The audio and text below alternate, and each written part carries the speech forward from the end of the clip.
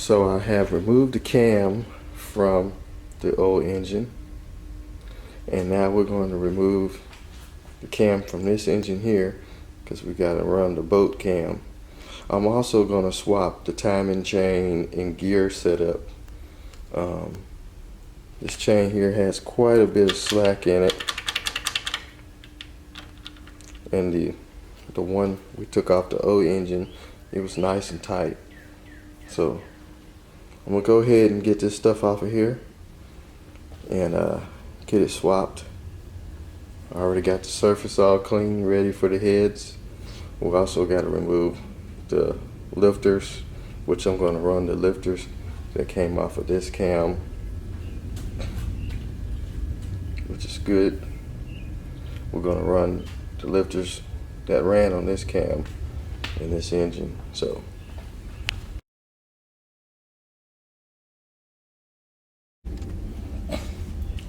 we got the engine top dead center because our dots are lining up here and here on the crankshaft. So number 4 piston has to be up.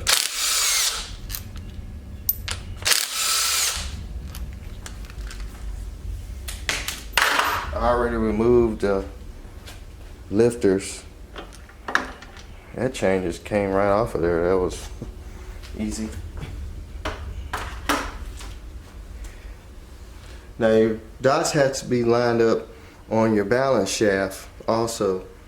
You have to time it, which that one is a little bit off. I don't know if you can see that dot right here. There's there. But you're going to time your balance shaft where your 2 dots line up together. But this gear here just comes right off. And there's our camshaft retaining bolts. So we'll zip that off.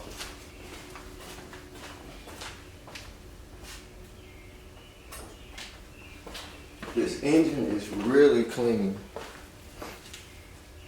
All but the coolant side, which I flushed out the block. It's not the right size. Thought it was.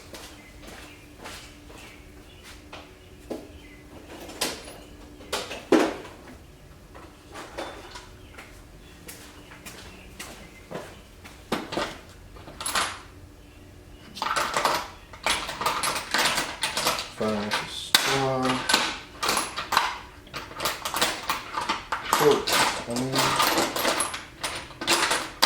Somewhere in here.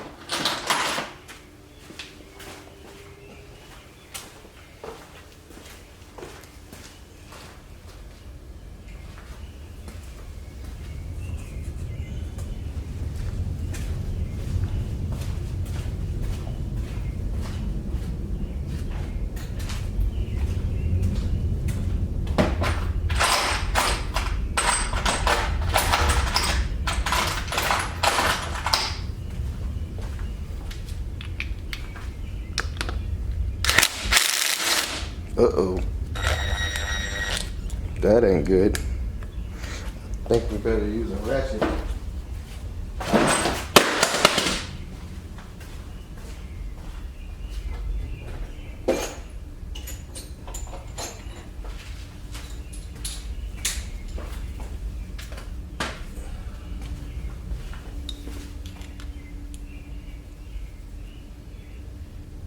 Ah. That wasn't good at all.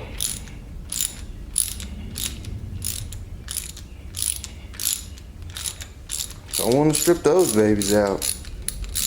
We'll never get them out of there. And also we got to change the freeze plugs. Put the brass ones in.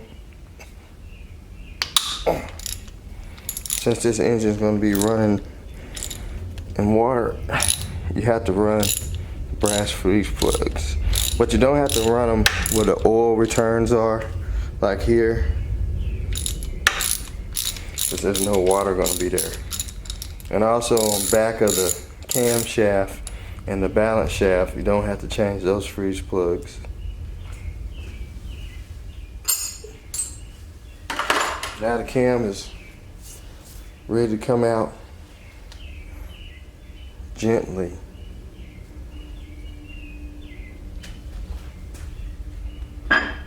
That wasn't gently.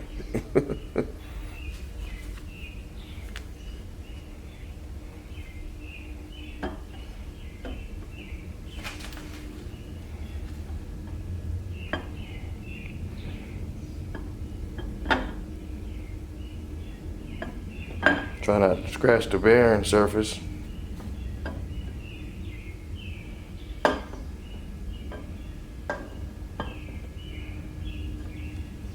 Come on out of there.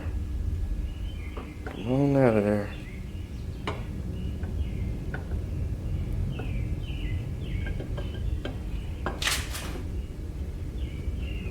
Gently. Gently. We're out. That's a good looking camshaft.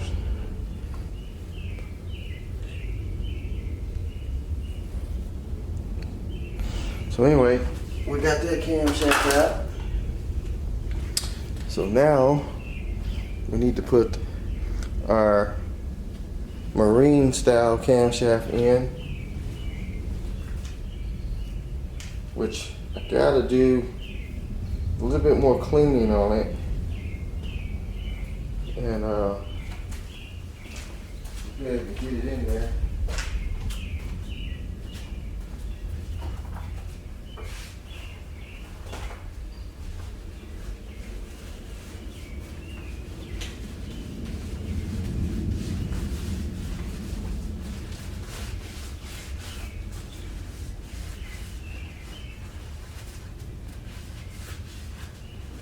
Don't want to put it in there with all this.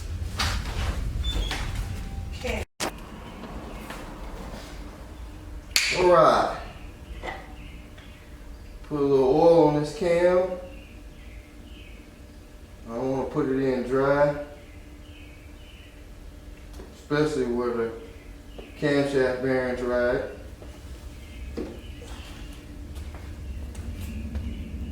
We are ready to go in.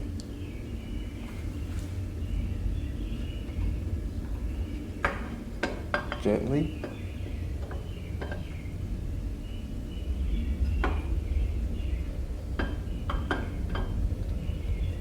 So much for gently, huh?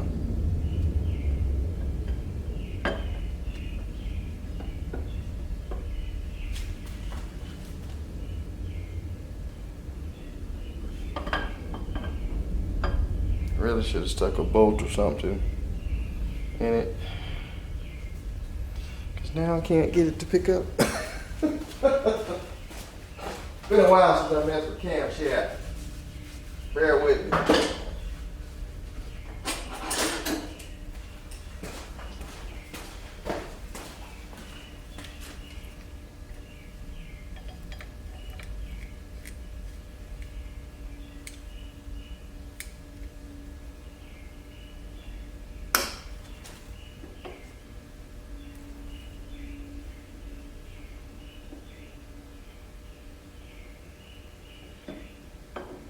Oh, this sucks.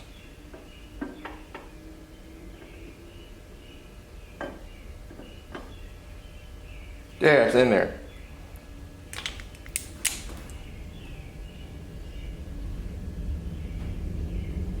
So now we can get this lower gear off,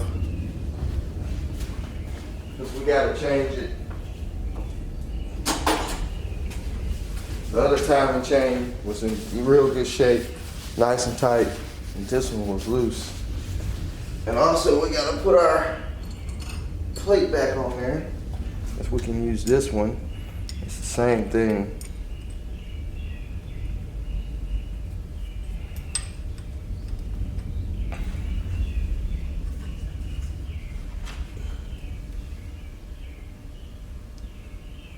It looks like these screws had a little Loctite on them.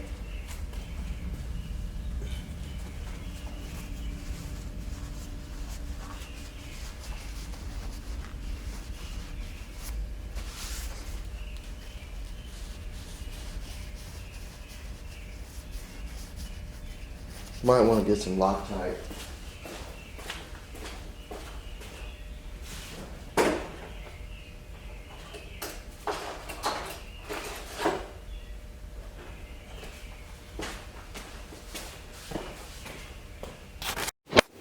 Alright, let's pull this gear off of here.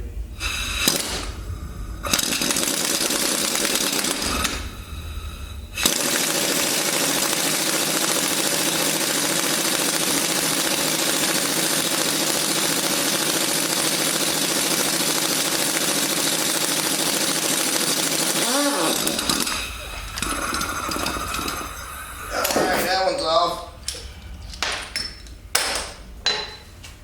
Now we gotta come over here and do the same thing with this one.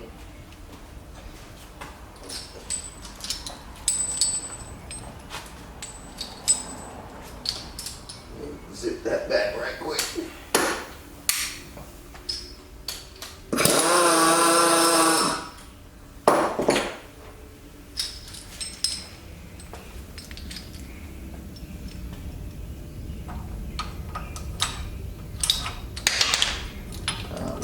Stay on there.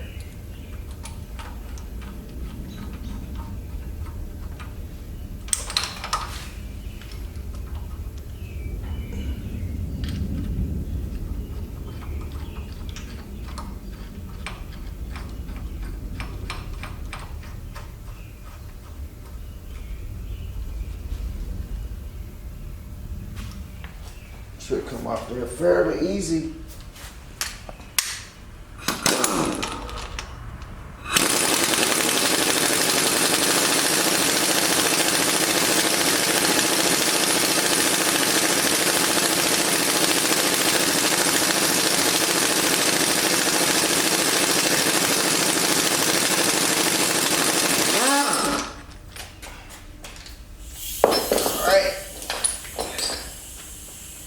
Off. And now we got to put it on our other engine. Get it wiped off.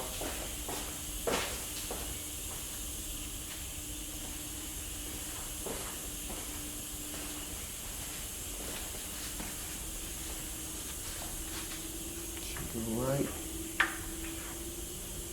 Slid up on there pretty easy. Just gotta tap it the rest of the way.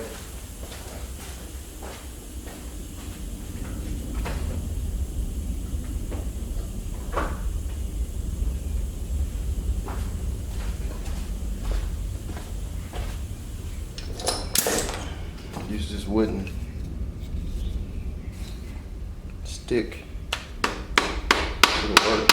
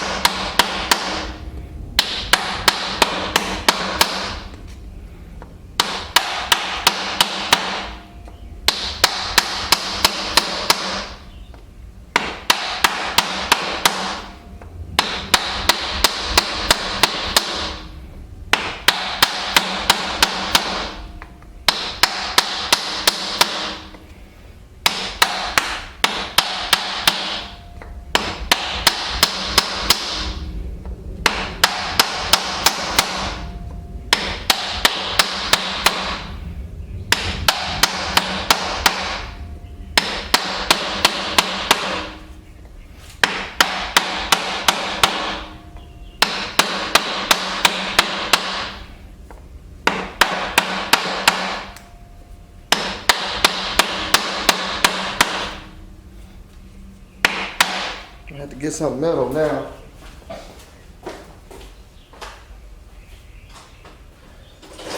Don't want to damage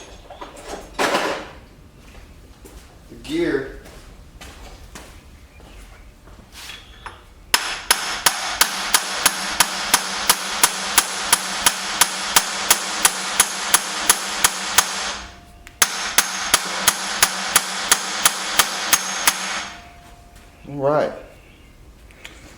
Now we can put our timing chain and gears on.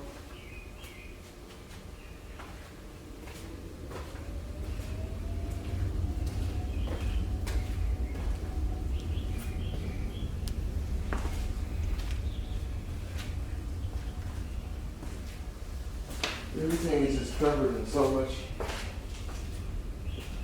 milky oil from the old engine.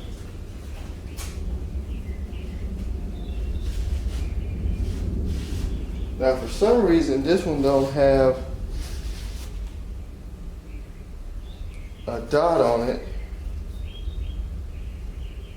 to line up the balance shaft. That's strange.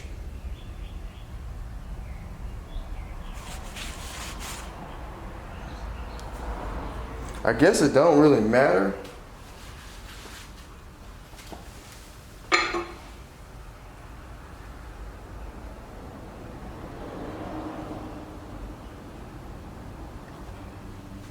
I don't understand that, but the one that came off this engine, it has a dot.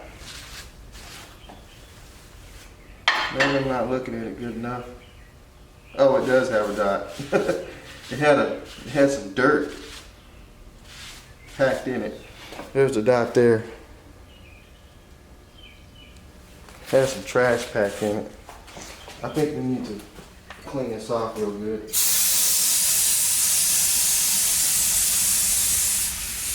was fixing to say it. You just slap it on there.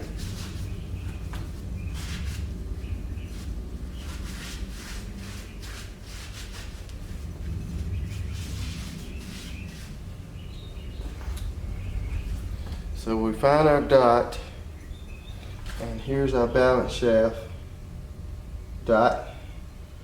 So that would mean goes just like that. Yep, I think we're off. 1, 2.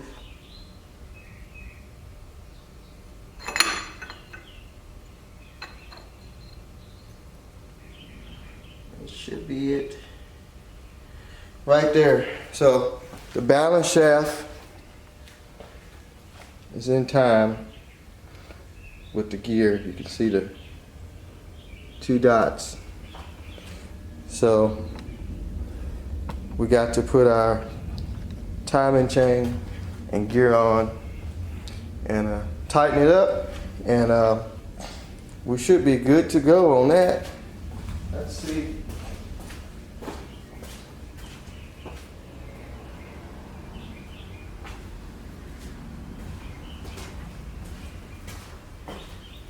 Chain's got a lot of crap on it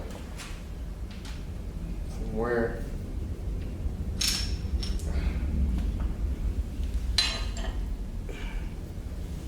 it's in the other engine. Well, I couldn't see the mark on it. It's covered in crap.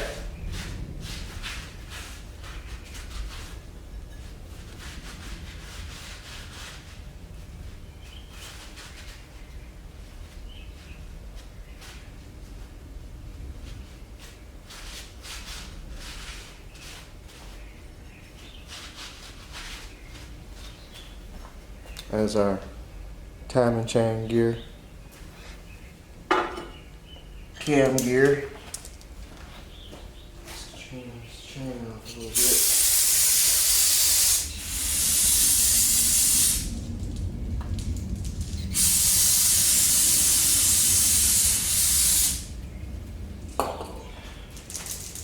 I really hate they left the other engine open like that and it got rained in.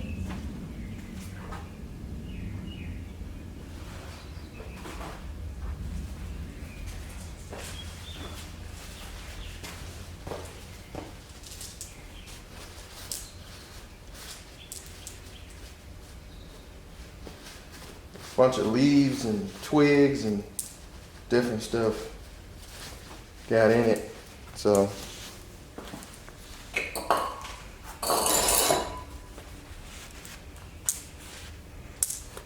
Got all over the timing chain.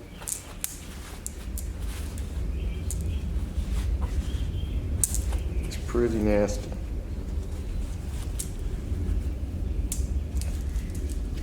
All right, so let's put our timing gear on. We gotta line the dots up.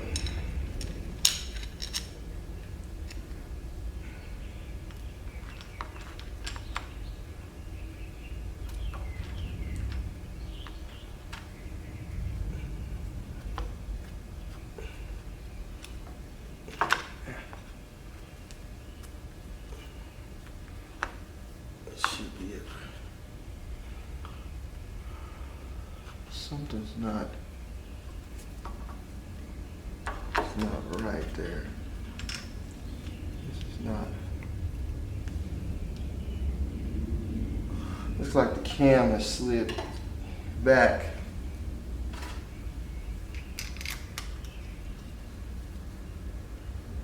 A little bit.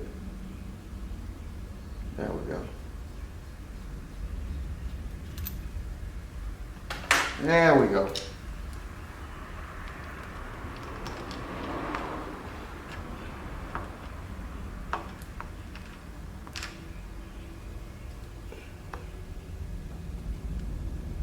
Stay. Let's put a bolt in it.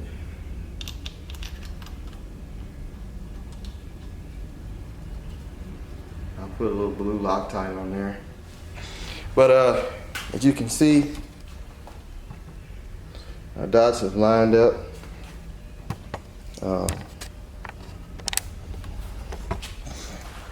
So what I'll do is I'll get a little blue Loctite, put on these screws.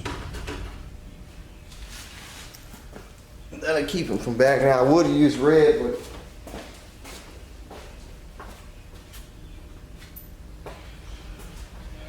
don't want to do that. I'll just use some blue.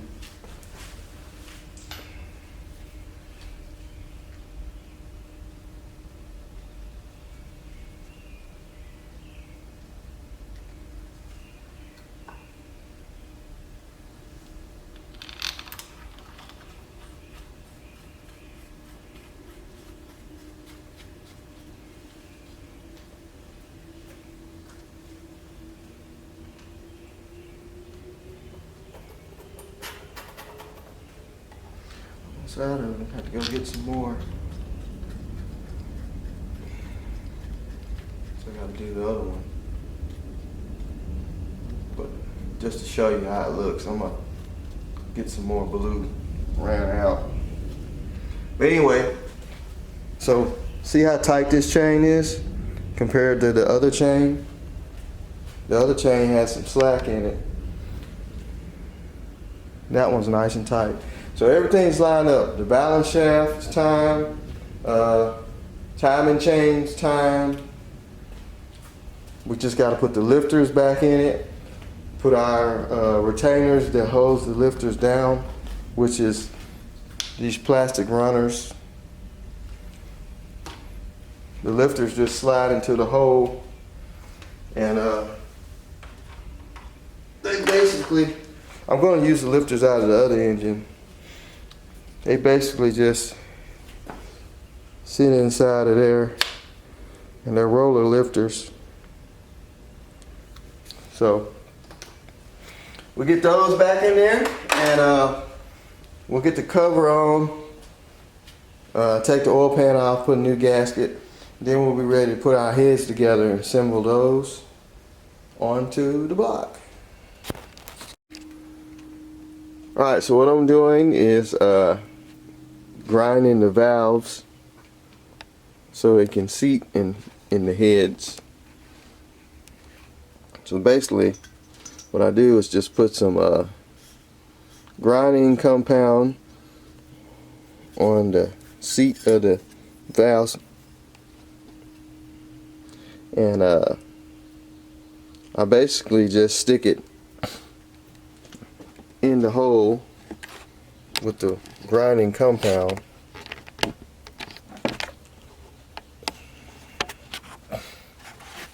Let's see if we can get this set up.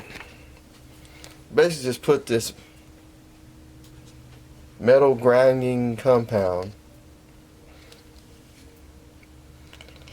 on the seat of the valve, or this part of the valve, and I just basically stick it in there. I hook my drill on the other side.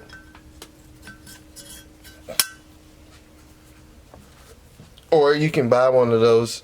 They have like a thing specifically for the valve. It's just like a suction cup, and it sticks to the face of the valve, and you can just grind it that way. Turn your head upside down, I believe. But I always use this good old drill, and I slide it onto the valve stem. I kind of put it on low speed and just turn it while it's cutting the seat, and it's matching the valve to that seat. So this is one of the intake valves, I believe. So what I'm gonna do, just gonna put some on here. Now it comes with coarse and fine. So what I'm using is the fine kind. I guess I got it all right. Kind of looks upside down in the camera. I'm basically gonna slide the valve in.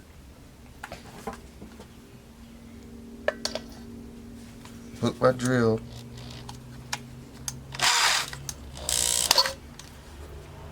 One like that.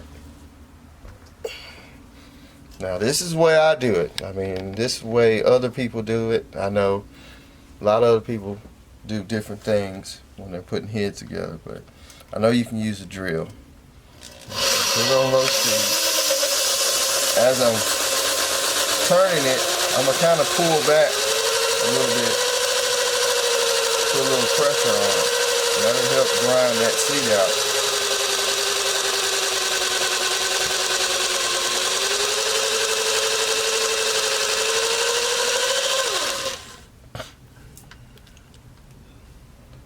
So we got that one. Grind it a little bit. I'm gonna put just a little bit more on there. I'm gonna do it one more time, and then we'll check it.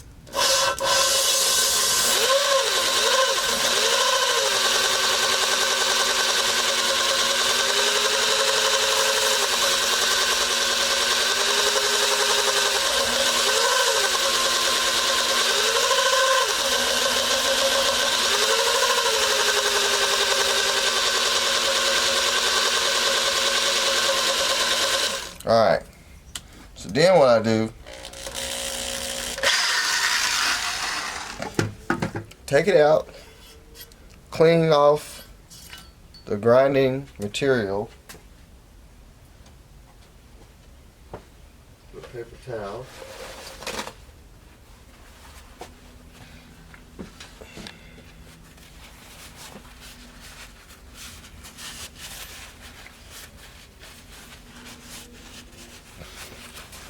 As you wipe it off, you ought to start seeing the seat get really shiny. So that means that it's grinding, it's doing its work.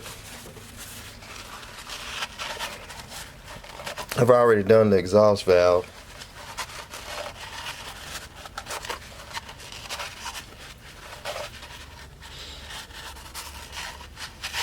You want to get all that grinding material out of there. You can use brake cleaner.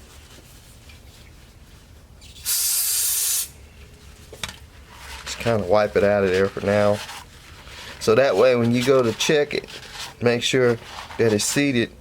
You don't have nothing that's going to stop the valve from seating all the way. So then what I do, I stick the valve back in, and I'll take a flashlight. What I'll do is I'll hold in on the valve as tight as I can, and I will look either through the intake hole or the exhaust hole for any light shining through. That's the method I do. What I normally do will turn the light out in the shop. Now pull in as tight as I can, and I will shine the light right at the seat of the valve, right on the underside of it. So I will shine it here, and I will look. Actually, I gotta turn it backwards.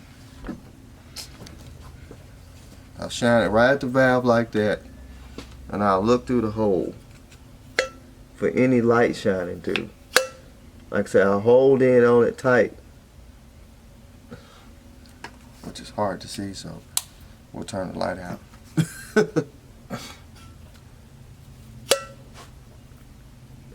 If I see any light shining through, that means that it's not going to be seated all the way.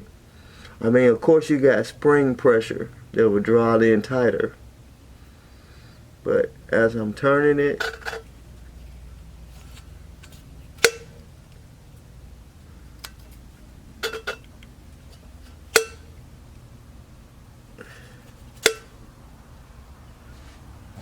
looks good. So I'll do that through all the cylinder, all your ports, your intake and exhaust. And just make sure that these valves are in tight. I don't see any light around the valve. And even after I put the spring on, put the head together, I'll go back and check and make sure too. Because if you can see any light, that means that valve is not going to be seated good enough, and that's going to cause a miss in the engine, and it won't run.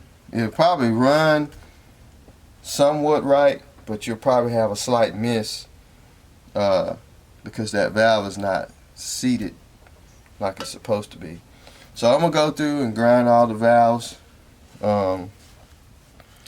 get all the seats cleaned up, and then we'll put the valve springs on and the seals and all that stuff, and we will go from there. But we got, since this is a V6, we got 6 valves on this head, so we ought to be able to get this rocking and rolling pretty good. And always check your valves. Make sure that you don't have any that are pitted real bad on the seat part.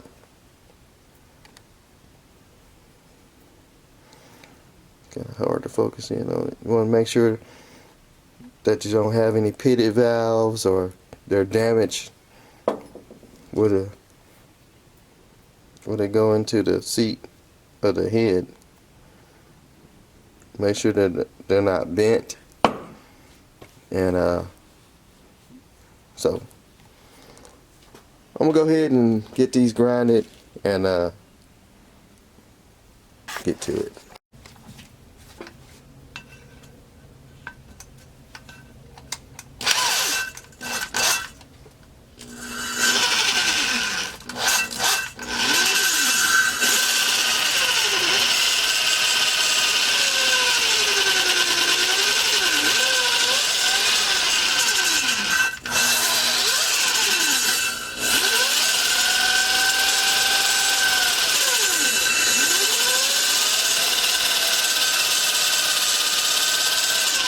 Thing about grinding valve seats, if you get new valves, you want to seat them to the new, you want to get the head seat grinded for the new valve. But if you're reusing the same valve, just to say if you pull the valve out to check it or whatever, you're just going to put it right back in the same hole. You really don't have to do this, I believe.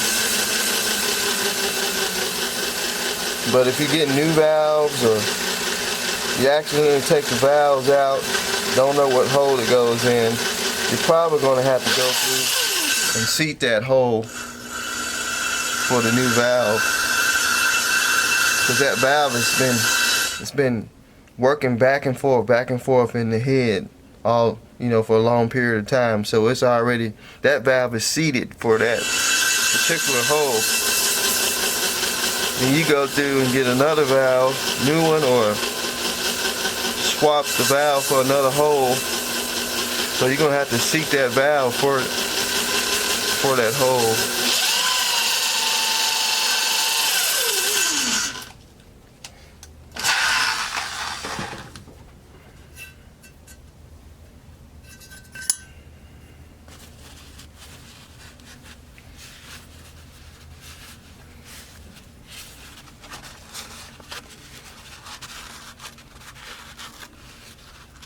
This is the exhaust valve.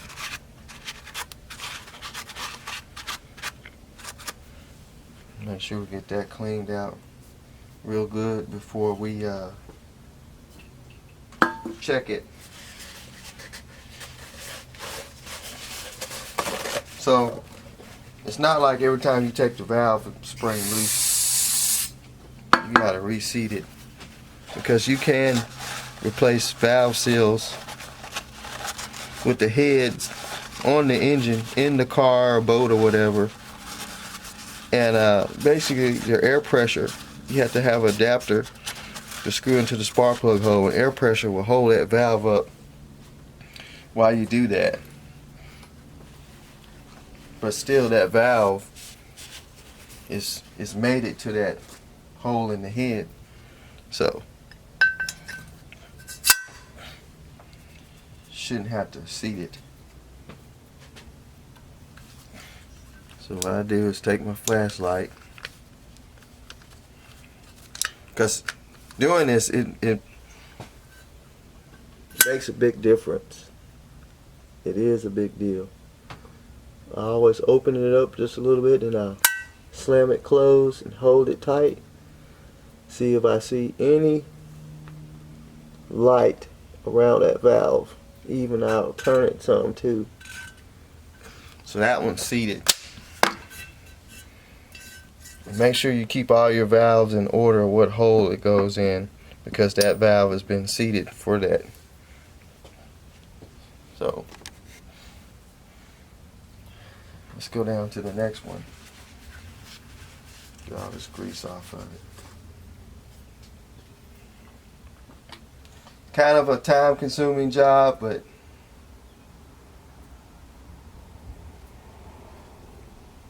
want it done. Want it to run right.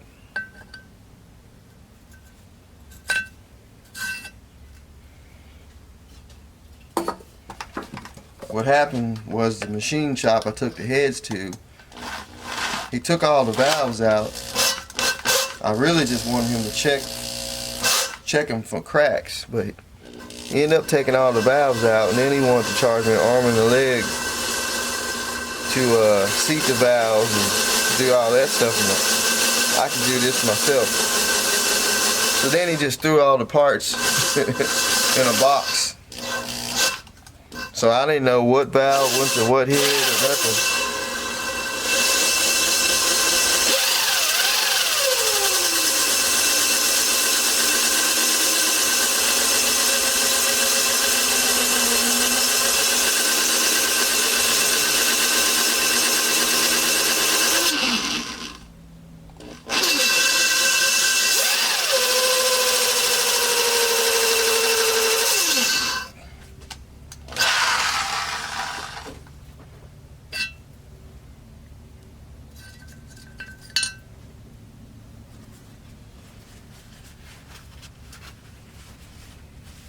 Now, if he would have left the valves in the head, I would have been able to know which hole they came out of.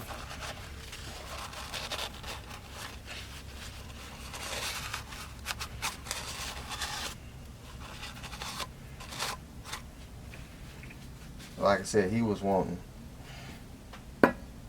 almost $400 to check to well, actually he's wanting $400 to check the heads, redo the valves, seals, And I was like, no, you just check the heads. And he's like, oh, I already took them apart, so you might want to let me go ahead and finish. I was like, no. I can do the rest. So he just threw all the stuff in the box.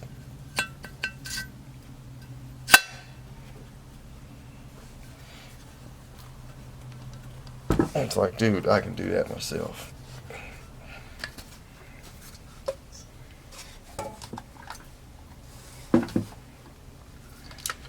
So, go through, check it. Kind of hard to see. Let's turn the light out.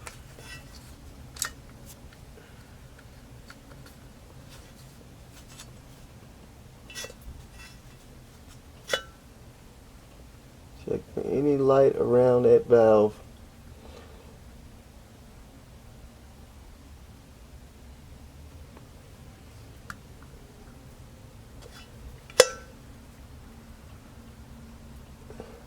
That was good. So I'm gonna go ahead and finish this out, and then we'll get ready to put the seals and valve springs on. Okay, so I got the exhaust valve installed with the spring and the rotator and your valve spring keepers, and we got our seal up under there. So some of these take your regular old cup seal, and some of them take this little O-ring and the cup seal. Your exhaust valve, what I read up in the book, takes just that O-ring by itself. So we're going to put a little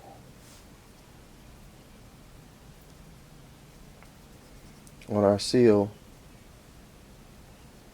I already put some oil on the valve stem, just a little bit, so it won't be dry inside of the valve guide.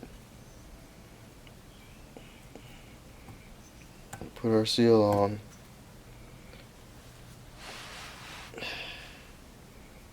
Just like that. Smush it down as far as you can with your fingers, and then take a socket,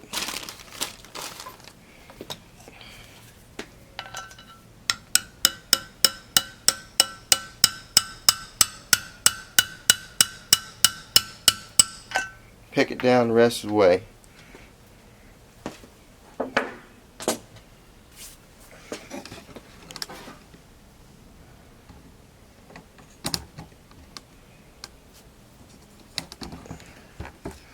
Now our seal's on there. So we got this little O-ring they're saying it's supposed to go on that groove up under where the valve stem cup seal goes. I mean, actually, take that back. It goes in the groove up under where your valve stem keepers go.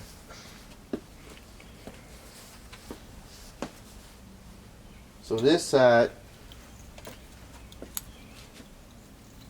which is your intake, it uses just the spring, the cup, and this little, what do they call that? They call that the retainer. This is the rotator. The reason why they call it a rotator is because it rotates the exhaust valve. When you got it on the exhaust valve, this thing rotates around. You have to make sure that's free. But your intake just takes the retainer. I don't know what the O-ring does at the tip of the valve stem. Even though you got a cup seal, I tried to read up on it. I don't know what the little O-ring does, but you only put it on the exhaust by itself. So I don't know. It's a GM thing. So we'll put our valve spring compressor on.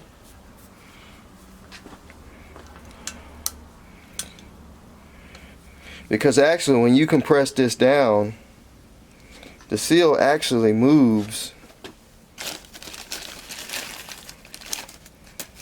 that O-ring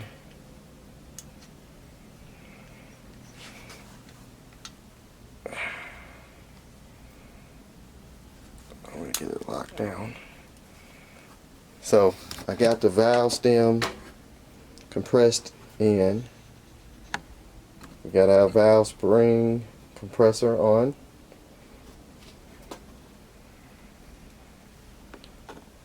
So what I'm going to do is we got to put our little keepers in, which you can kind of move the spring around a little bit. Let's see, not all the way on there.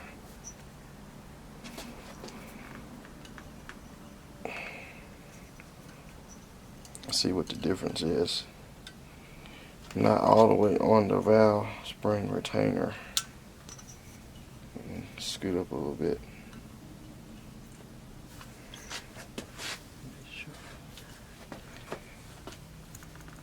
There. Now this thing self-locks, so you can work. They got many other different kind.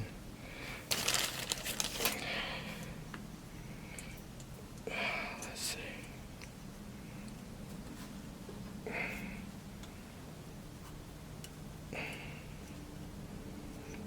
Getting that other one there is a job.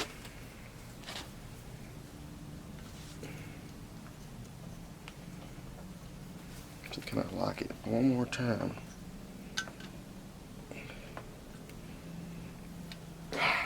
Don't want that spring to come off, because if it comes off, your retainers are going to be gone.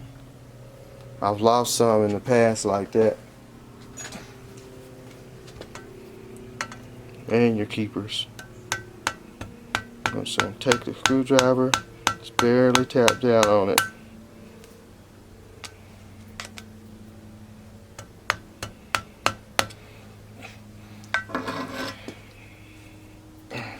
And release your valve spring compressor. Then what I normally like to do, after I get them in there, I just take the hammer and just kind of tap on top of the valve and make sure that the keepers are set correctly inside of the retainers, rotators. So now we'll just move along. We'll put our next valve in, which is intake. Oh, gotta put some oil on that. Let me put a little oil on there.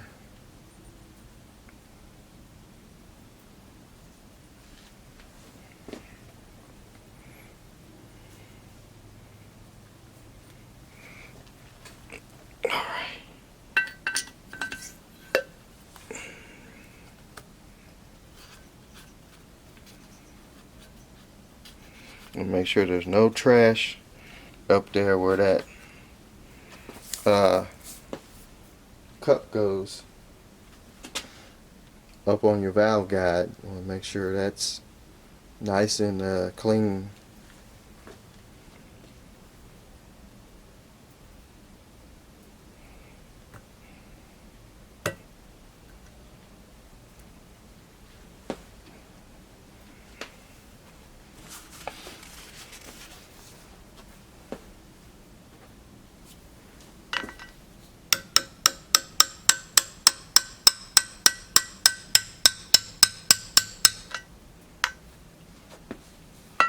Make sure that valve is all the way closed.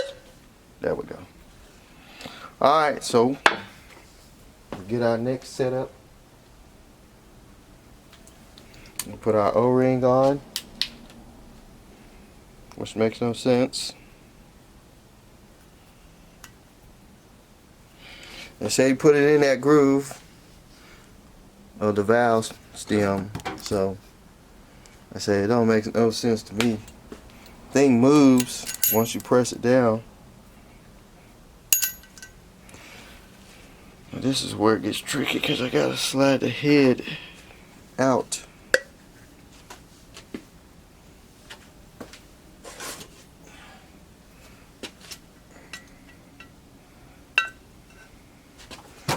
Oh, I don't have my valve spring compressor ready.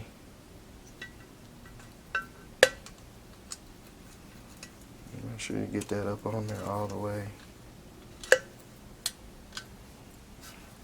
So can I feel the valve?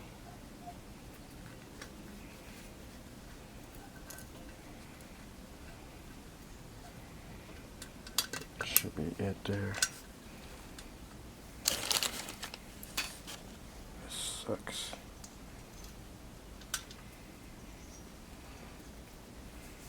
Make sure you put the flat side of the keeper up. The little recess, I guess you call it, slanted side goes in towards the bottom of the spring.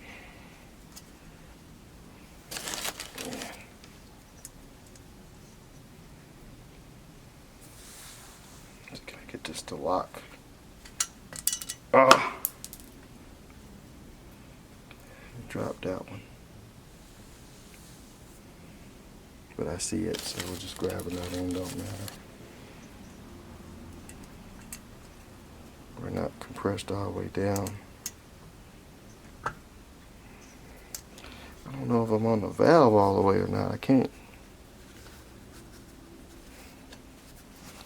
tell what's going on up under there. Oh yeah, I am.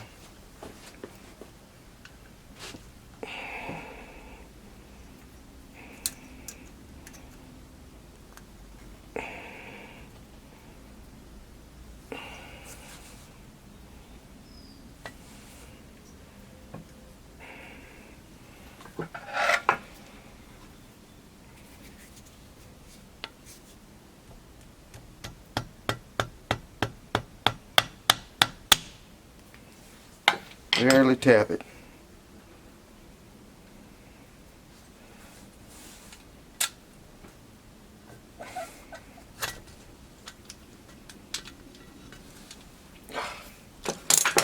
All right.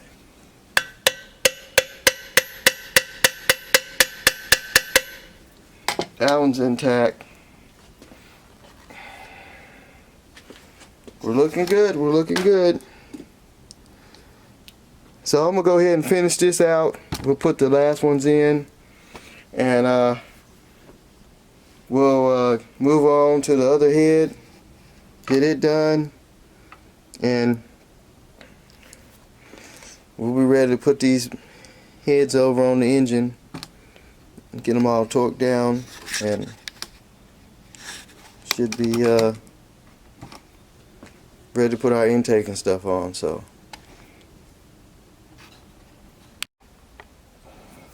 I don't know if I mentioned, but on your exhaust valve stem, it only uses this O-ring only. It don't have the cup seal. Some of them use the cup seal only, some of them don't. But on these particular heads, it only uses O-ring, and it goes into this groove up under where the keeper goes. And then you put your spring and your rotator.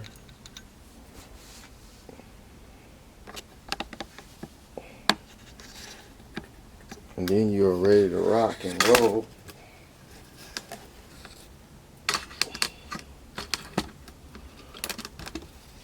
I'm putting the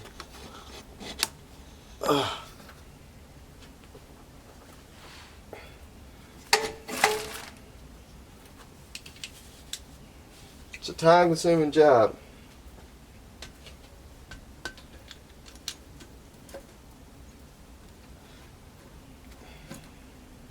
I mean, if you don't have the right tools to do it and you don't feel like fooling with it, machine shop would be the best bet for you. The best option. I mean,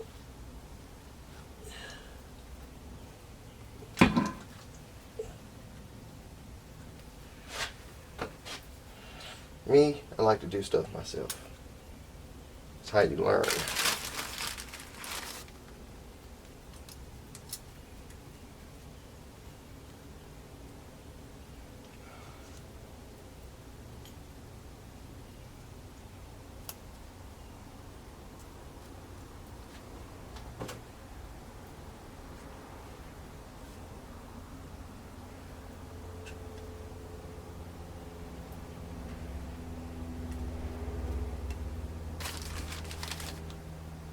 And save money, of course.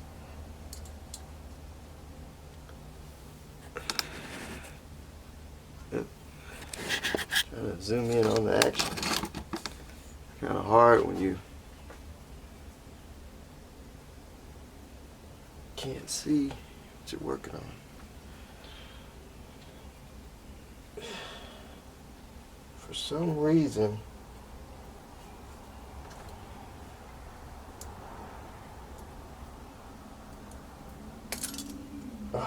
no, I didn't. Drop that one down in there. The ones on the inside are kind of hard to get to.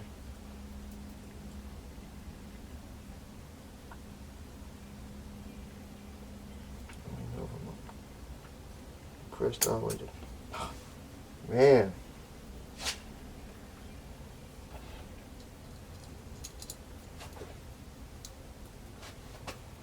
Yeah, the ones on the inside are kind of tricky.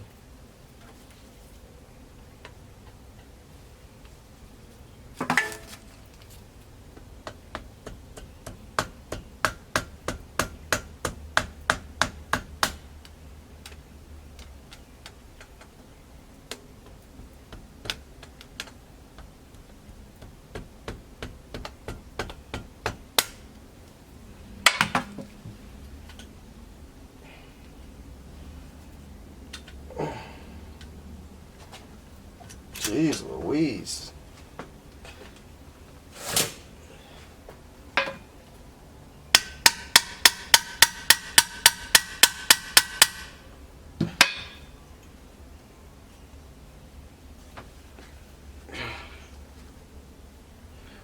All right, so 2 more and I'm done.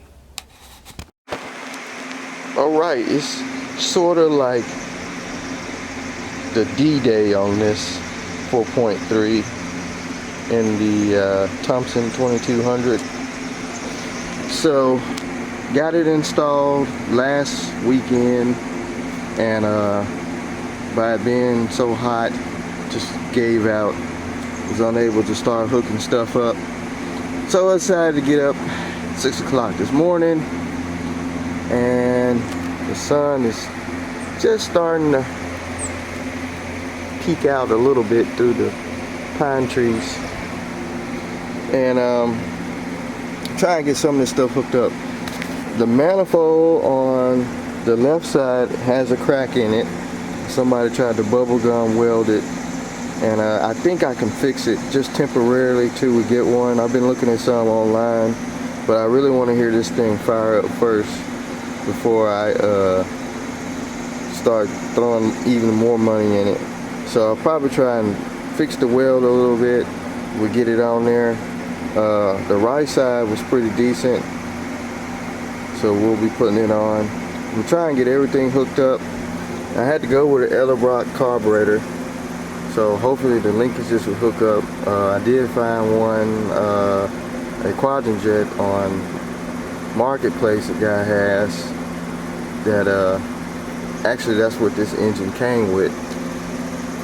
And it don't have all the electrical plug-ins on it as the 80s cars had up to the 90s. They had the quadrant jet with the little sensors and stuff on it.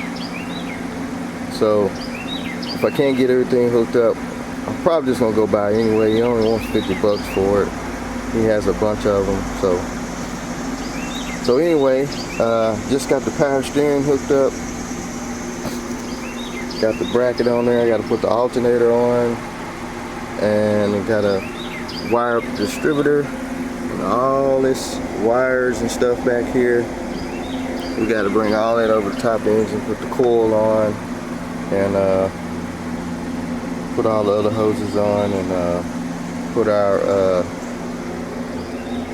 controls, throttle control and outdrive control bracket back on. So it's gonna be quite an interesting day or morning, but I'm gonna try and get as much as I can butted up, and might be able to fire this thing up. Hopefully the fuel pump works, and the tank don't have bad gas in it. So therefore I am going to get everything hooked up that I can, and we'll see how it goes. Alright, here we go. So I went ahead and stuck everything on except for this left manifold that we got to try and repair or replace. We got the carb on bolted up. We got our throttle linkage all hooked up. We got our distributor in. Hopefully it's in the right firing order, because this cap has, sun's kind of out, it has 2 different firing orders that you can put the spark plug wires. We got all the water hoses except for the ones coming off the left manifold. We got all that hooked up. Belts on, alternators on.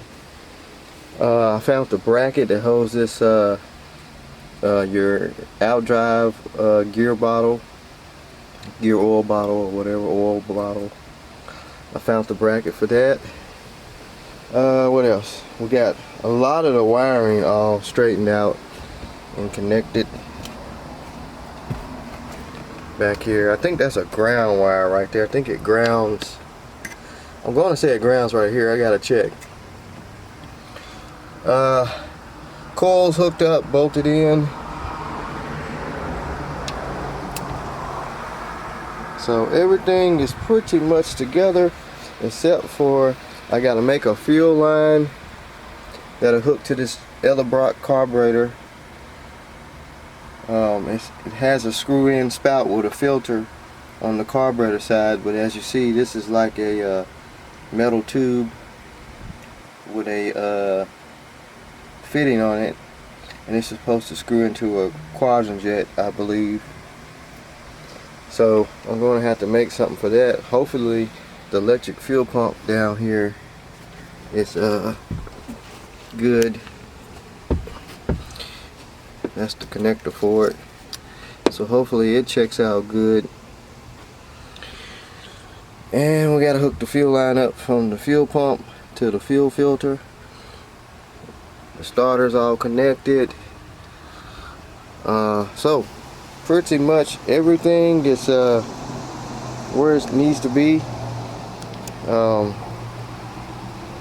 except for the manifold, and we got to plug off these 2 vacuum lines and your breather for the, I guess your valve covers, PVC valve or whatever.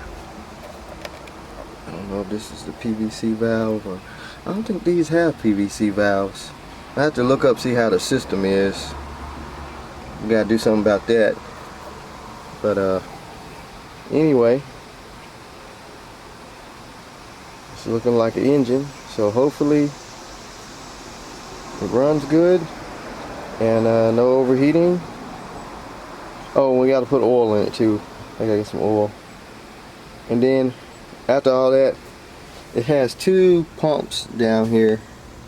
I think this is the one they were actually using. The other one up under the engine, they had the hose off of it. So this one's all wired in. We got to make sure that's going to work too. But that's later.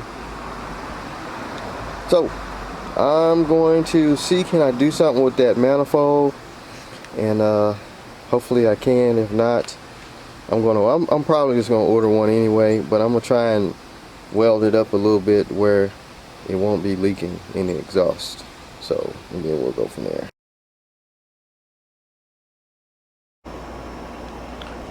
Alright, so here is the cracked manifold.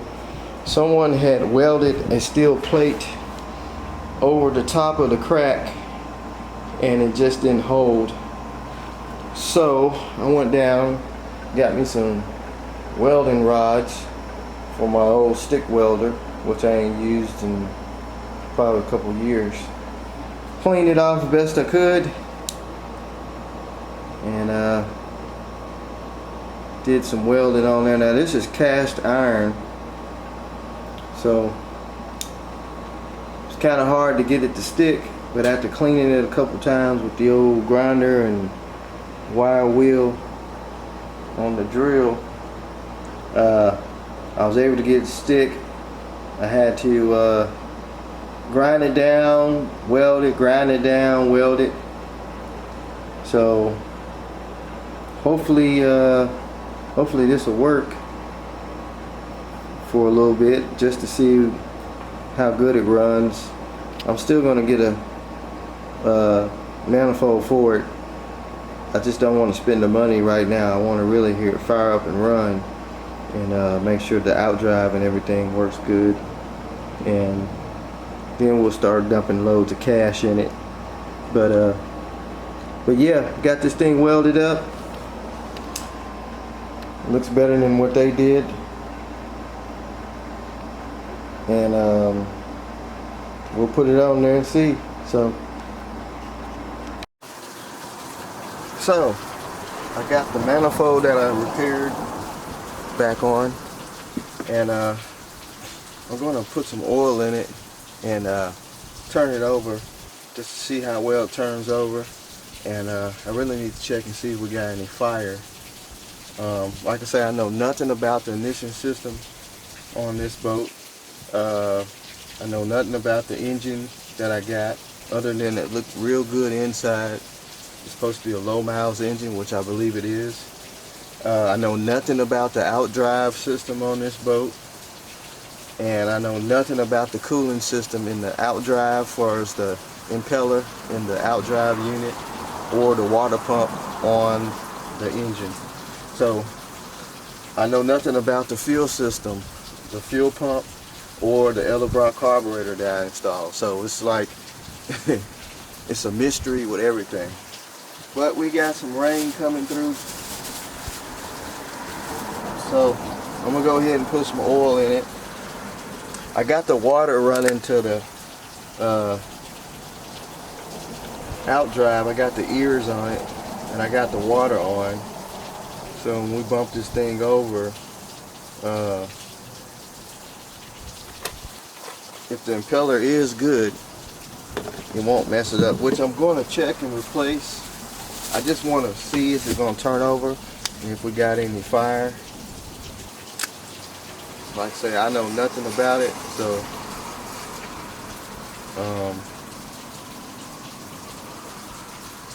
it's going to be kind of a task trying to make sure the cooling system's right and the fuel system, which I got the fuel pump disconnected right now because I want to see what's going to come out of the gas tank, if it works. I don't even know if the fuel pump even works. So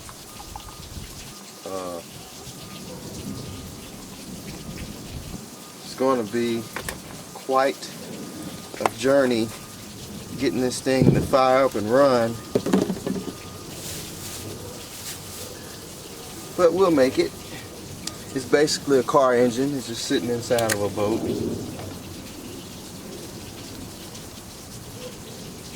I kind of know about the ignition system. I know that the gauges and stuff kind of work. As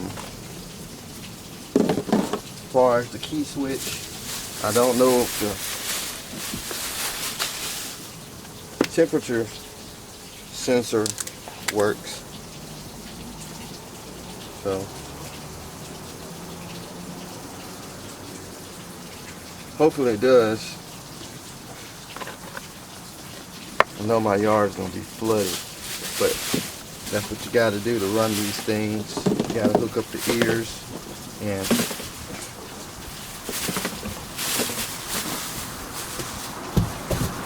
so I'm gonna hook the battery up.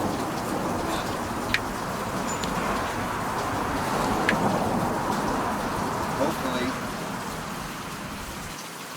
I don't have any connection issues like I did last time. Don't hear any sparkets, so that's good.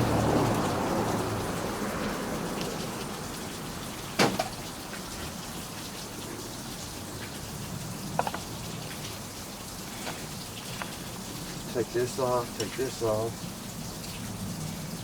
I didn't bring any starting fluid, but I don't really want to make it hit off. I just want to turn it over. These cylinders are dry. Everything is dry. So I don't want it to fire up. Let me see, can I get up here to the captain's chair?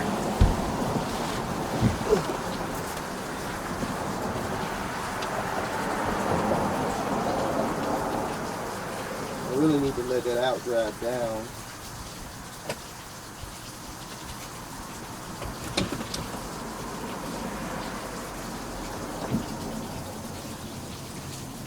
Key is on. We have no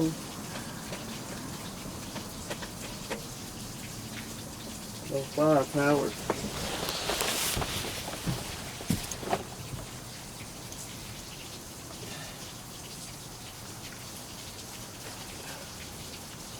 There's a circuit breaker here.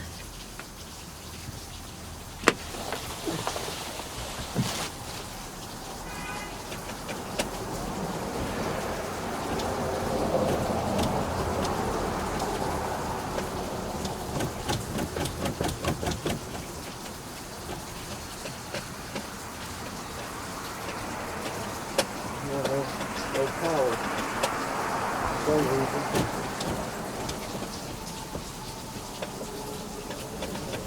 Huh. There are no batteries out. I was afraid of that. A couple wires that were loose. See the ground cable here. I had an issue with it last time. So it's gonna be today. No power.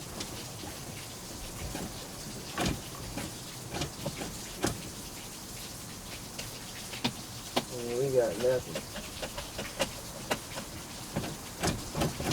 So I'm gonna have to go get the test light. Make sure we got juice going to everything. Probably have to redo this ground wire. I believe it's not getting the ground, but we'll get the test light and we'll see what's up.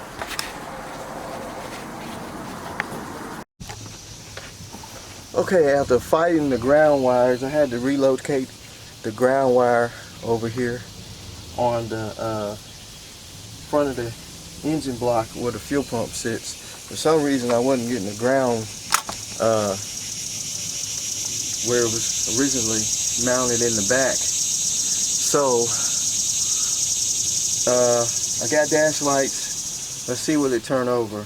The dash lights kept flickering every time I moved the cable. I had to clean the connections on the battery. It's all kind of stuff. But let's see.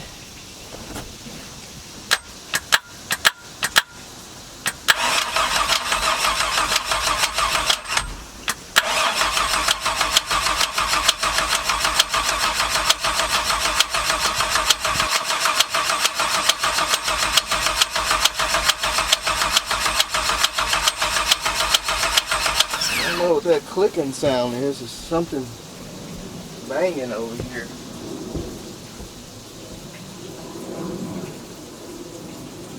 Could be the starter. Got a loud clicking sound.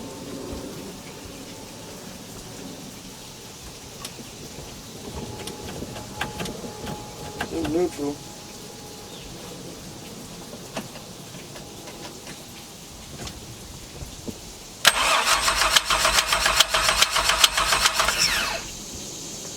I don't know what that is. It's got a quick click. It might be the starter making that noise. I assume, I guess. It don't sound like a rod. So, let's see if we got any fire. At least I know that much. And the pull spark plug wire on this thing is a nightmare on Am Street. It'll be hard for me to see.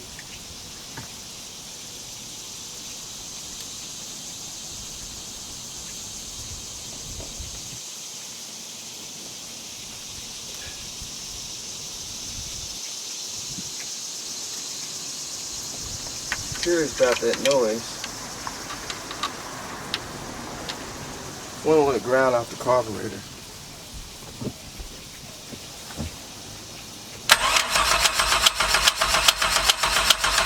We got fire. I see some sparkage. Still curious about that noise though.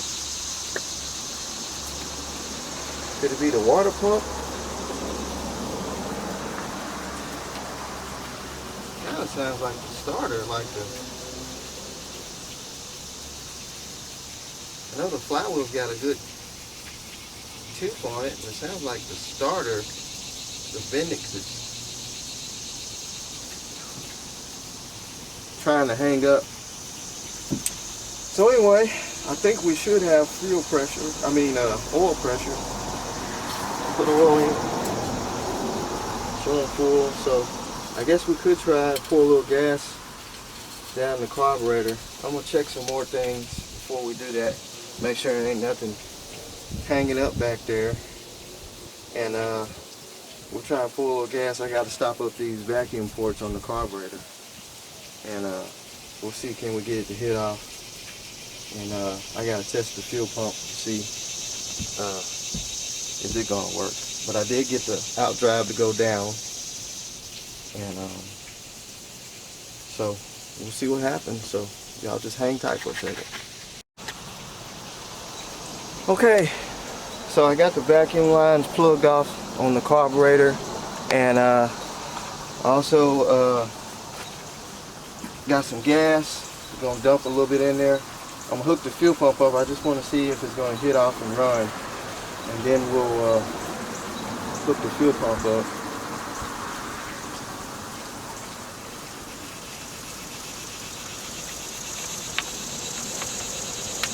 Hopefully we won't have no backfiring issues.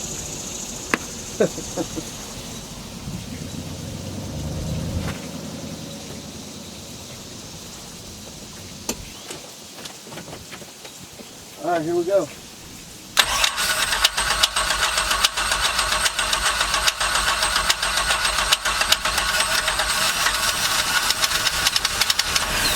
Almost.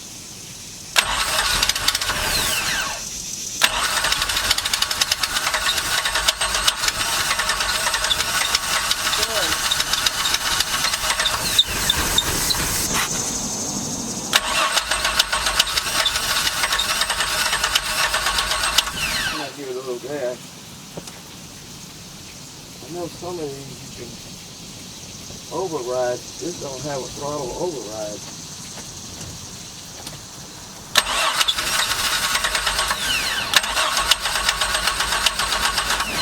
And we know it hit off.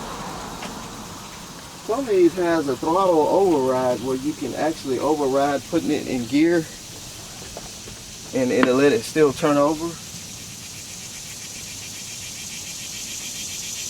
But it did hit.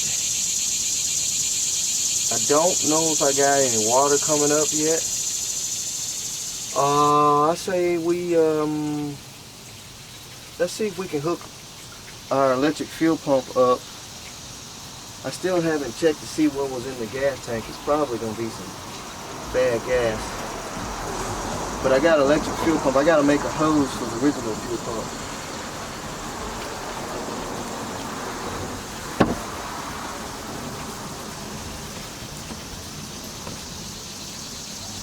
Which I tried to find a fitting that'll fit this and screw into the Eldebrock carburetor, but I couldn't find them. So I hate to cut this tube So I'm gonna try and make something, another tube that has a hose on it that can connect to the carburetor. I really don't want to destroy that, because if I want to go back with the original carburetor, then I have to buy that tube. Let's just see if the fuel pump even, I don't know if I can even hear it.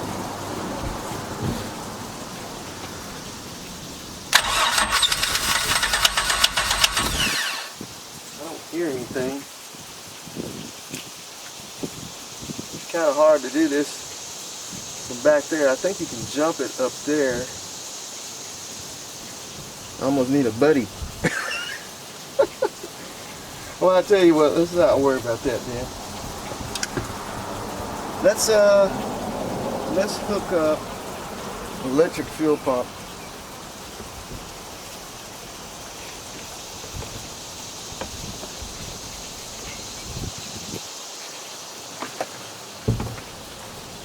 The old click clackster.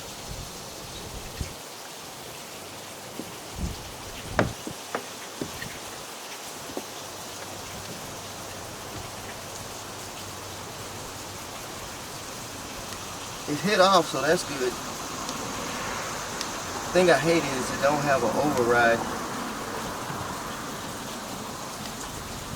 Throttle override on the gear shifter. So you can't really give it any gas while you turn it over, because it has that safety switch on it.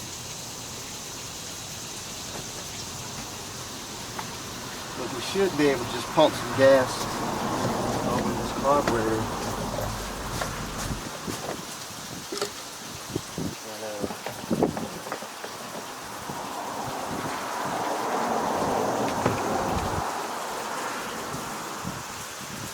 Fill the bowl up.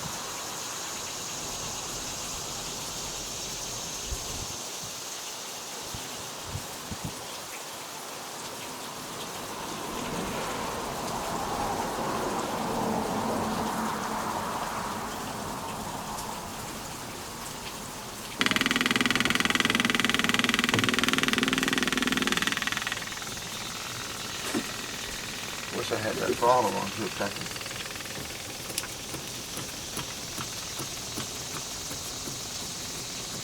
see what's going on in there.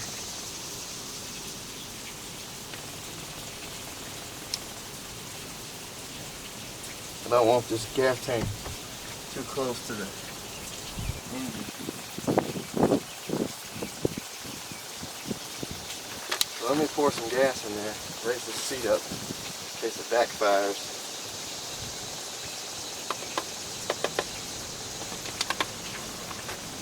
Okay, yep, I think we're flooding out here. Unless I just did that. Let's leave the fuel pump on hook for a minute.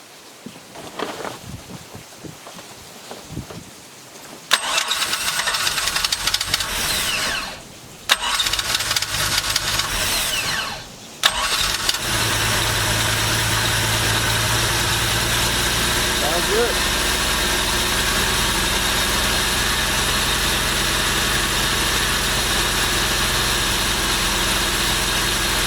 A little water, at least it's coming from this river bowl that's back.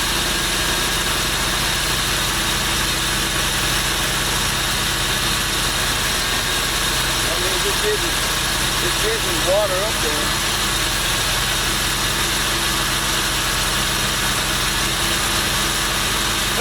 Good for the first start.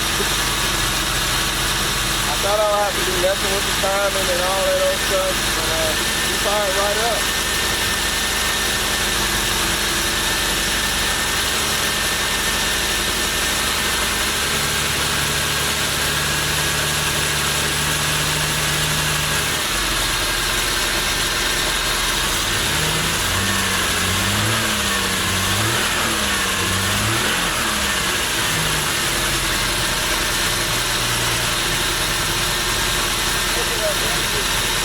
Got oil pressure,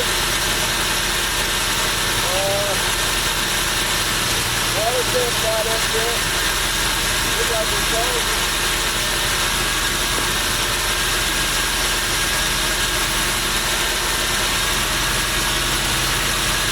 checking the water leak.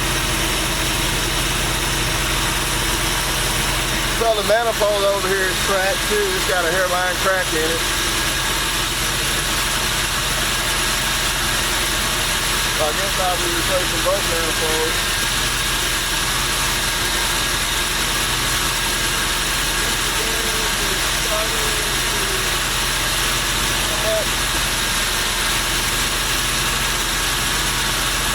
Let's put it in gear and see what happens. Make sure everything's good.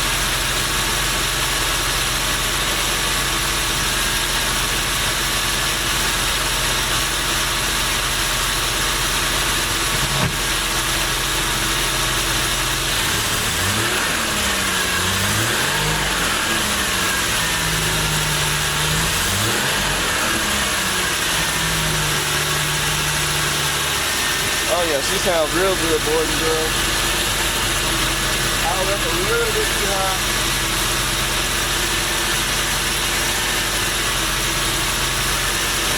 Start to heat up a little bit. Then we can go one.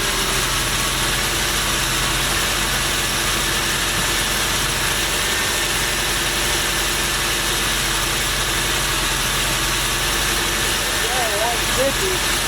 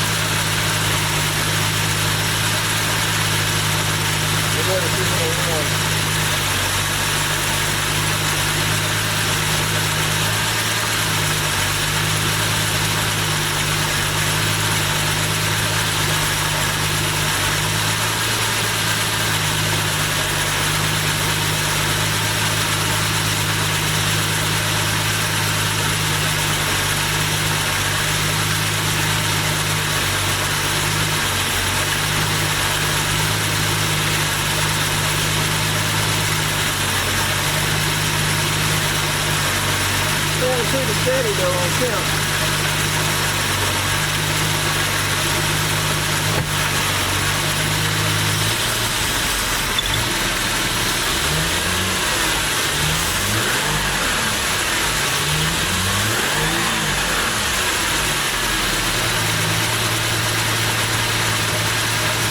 Oil pressure we got about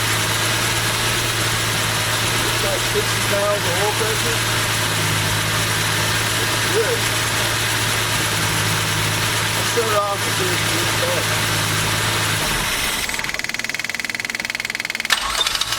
Oh yeah.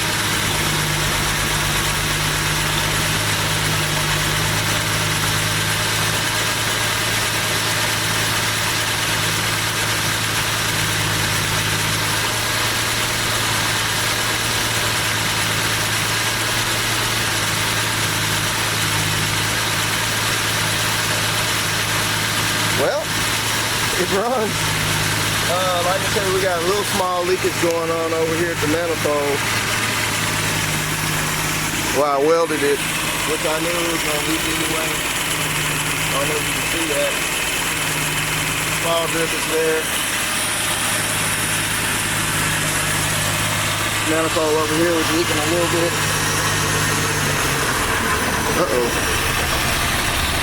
I think we're running out of gas.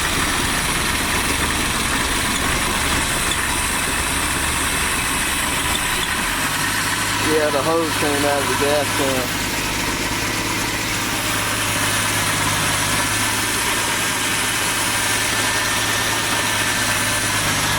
I feel coldness right here, so it's water percolating through.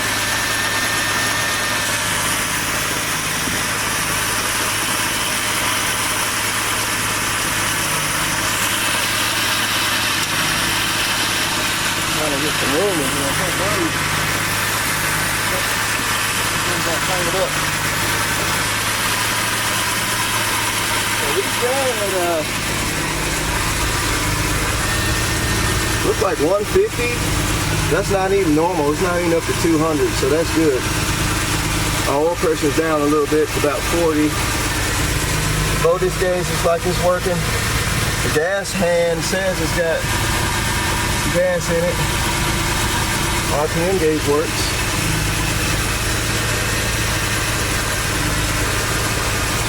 So,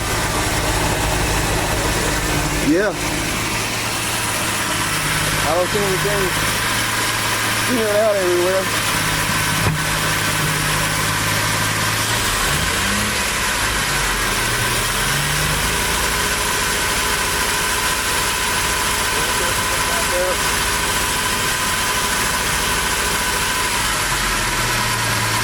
The island down a little bit.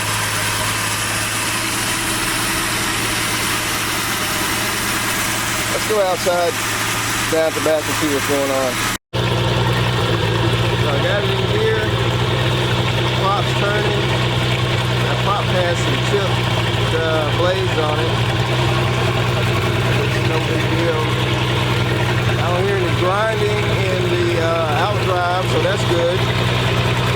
We got water coming out our bellows, exhaust bellows. Yeah, we are looking good. We're looking promising for the water pretty soon. A few more test runs in the driveway, we'll be good.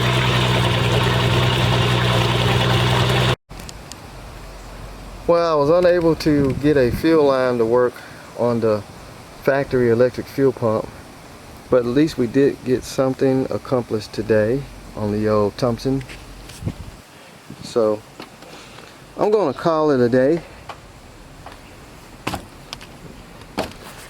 Got everything all buttoned up. I did confirm that the fuel pump works. So I hooked some power to it while I was running. And this is the factory fuel pump. I just got to plug it back up. But it does work. So I got it hooked to the water separator fuel filter. So I'm going to try and find some kind of tube I can hook in here to run up to the carb. If not, I'm just going to butcher the one that came with it and flare it at the end where we can put a hose on it.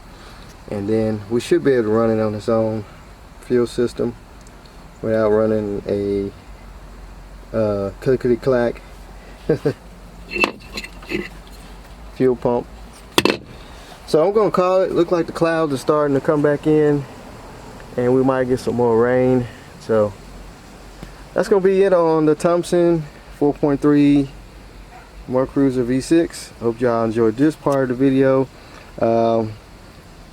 After I get the fuel system hooked up like it's supposed to be, hopefully we can get the seats back in, because I took the seats out because they wouldn't stay bolted down.